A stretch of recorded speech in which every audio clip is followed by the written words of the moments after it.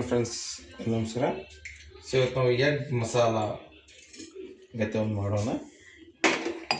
So ಮೊದಲ ಮೆಣಸಿಗೆ ಹಾಕೋಣ.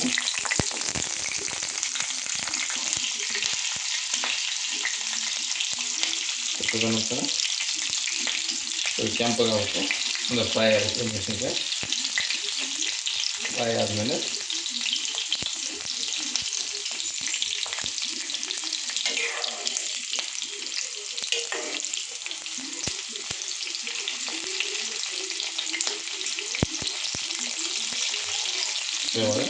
ಉಳ್ಳಾಗಡ್ಡಿ ಹಾಕೋಣ.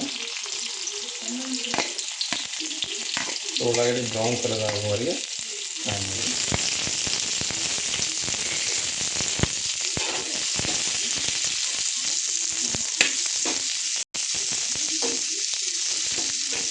ಈ ಥರ ಮಾಡುತ್ತಾ ಸ್ವಲ್ಪ ಇದಕ್ಕೆ ಉಪ್ಪನ್ನು ಹಾಕೊಂಡು ರುಚಿಗೆ ತಕ್ಕಷ್ಟು ಉಪ್ಪು,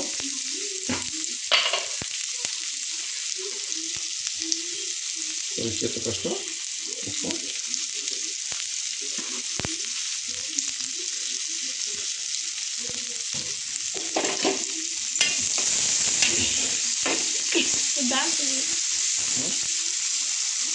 ಜೋರಕ್ಕೆ. ಸೊ ಇದು ಉಳ್ಳಾಗಡ್ಡಿ ಬ್ರೌನ್ ಕಲರ್ ಬರುವಾಗ ಹಾಗೆ ಫ್ರೈ ಮಾಡಿ.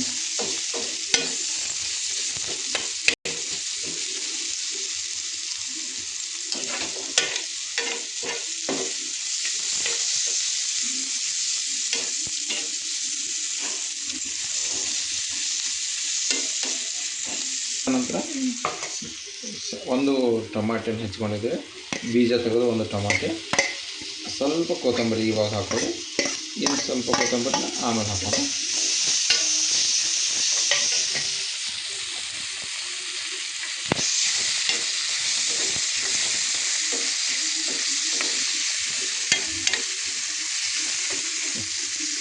ಗ್ಯಾಸ್ ಫ್ಲೇಮ್ ಕಡಿಮೆ ಮಾಡಿಕೊಳ್ಳಿ, ಫ್ಲೇಮ್ ಕಡಿಮೆ ಇರಲಿ. ಸೊ ಇವಾಗ ಇದಕ್ಕೆ ಒಂದು ಅರ್ಧ ಚಮಚೆ, ಭಾಳ ಬೇಡ, ಅರ್ಧ ಚಮಚೆ ಟಾಟಾ ಮಸಾಲ ಹಾಕೋಣ. ನೋಡ್ಬೋದು, ಅರ್ಧ ಚಮಚೆ. ಜಾಸ್ತಿ ಆದರೆ ಬರೀ ಮಸಾಲೆ ವಾಸನೆ ಆಗುತ್ತೆ. ಸೊ ಅದಕ್ಕೆ ಅರ್ಧ ಚಮಚೆ ಟಾಟಾ ಮಸಾಲ. ನೀವು ಬೇಕಂದರೆ ಮಸಾಲೆ ಜಾಸ್ತಿ ತಿಂದರೆ ಒಂದು ಚಮಚ ಹಾಕ್ಕೊಳ್ಳಿ. ನಾನು ರೆಫರ್ ಮಾಡೋದು ಒಂದು ಚಮಚ, ಬಟ್ ಬೆಟರ್ ಅಂದರೆ ಅರ್ಧ ಚಮಚ ಮಾಡೋದು. ಸೊ ಅದಾದ ನಂತರ ಒಂದು ಸ್ವಲ್ಪ ಅರಿಶಿನ, ಸ್ವಲ್ಪ ಅರಿಶಿನ ನಂತರ ಚೆನ್ನಾಗಿ ಇದನ್ನ ಮಿಕ್ಸ್ ಮಾಡಿ.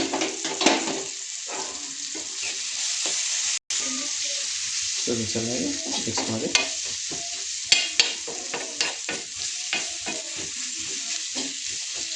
ಸೊ ಇದು ಮಿಕ್ಸ್ ಆದ ನಂತರ ಸೊ ಇವಾಗ ನೀವು ಅರ್ಧ ಚಮಚದಷ್ಟು ಒಣ ಖಾರದ ಪುಡಿ ಹಾಕ್ಕೊಳ್ಳಿ. ಅರ್ಧ ಚಮಚದಷ್ಟು ನೀವು ಕೆಂಪು ಖಾರ. ಸೊ ಇವಾಗ ಅದನ್ನ ಚೆನ್ನಾಗಿ ಮಿಕ್ಸ್ ಮಾಡಿ.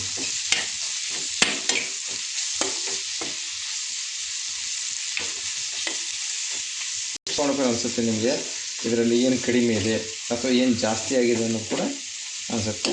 ಸೊ ಇದರಲ್ಲಿ ಒಂದು ಪೀಸ್ ತೆಗೆದು ನೀವು ಉಪ್ಪು ಖಾರ ಆಗಿದೆ ಅನ್ನೋದನ್ನು ಟೇಸ್ಟ್ ಮಾಡ್ಕೋಬೋದು. ನೋಡೋಣ.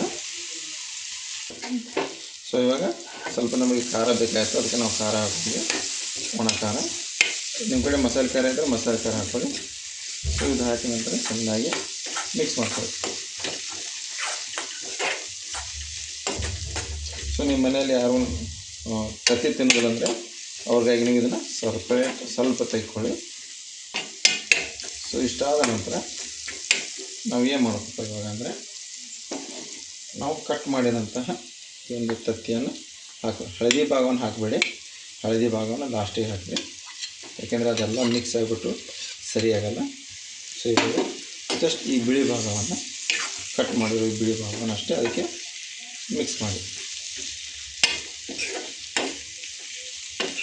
ಬಿಳಿ ಭಾಗ ಕಲರ್ ಆಗಬೇಕು.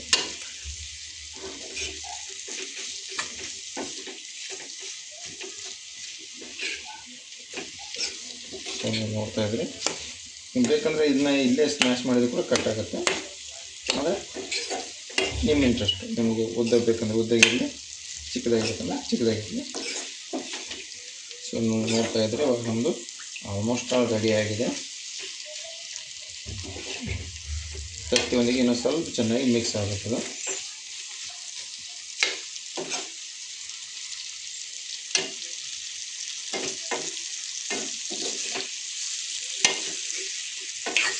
ಲಾಸ್ಟ್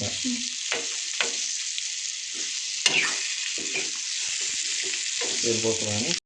ಸೊ ಇವಾಗ ಇದು ರೆಡಿ ಆಗ್ತಾಯಿದೆ. ಸ್ವಲ್ಪ ಗ್ಯಾಸ್ ಫ್ಲೇಮನ್ನು ಕಡಿಮೆ ಮಾಡ್ಕೊಳ್ಳಿ.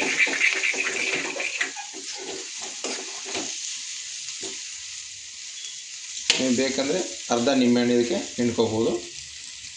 So it's your choice. So ಇದೆಲ್ಲ ರೆಡಿಯಾಗಿದೆ.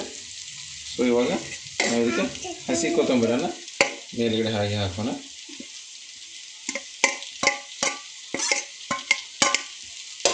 ಸೊ ಇಷ್ಟೇ ಸಾಕು. ಆನಂತರ ಏನು ಹಳದಿ ಉಳಿದಿರ್ತದಲ್ಲ, ಸೊ ಹಳದಿಯನ್ನು ಹೀಗೆ ಇಟ್ಬಿಡೋಣ. ನೀವು ಹಳದಿ ಇದು ಬೇಕಂದರೆ ತಿನ್ನಿ, ಬೇಡ ಅಂದರೆ ಹಾಗೆ ತೆಗೆದುಬಿಟ್ಟು ತಿನ್ಬೋದು.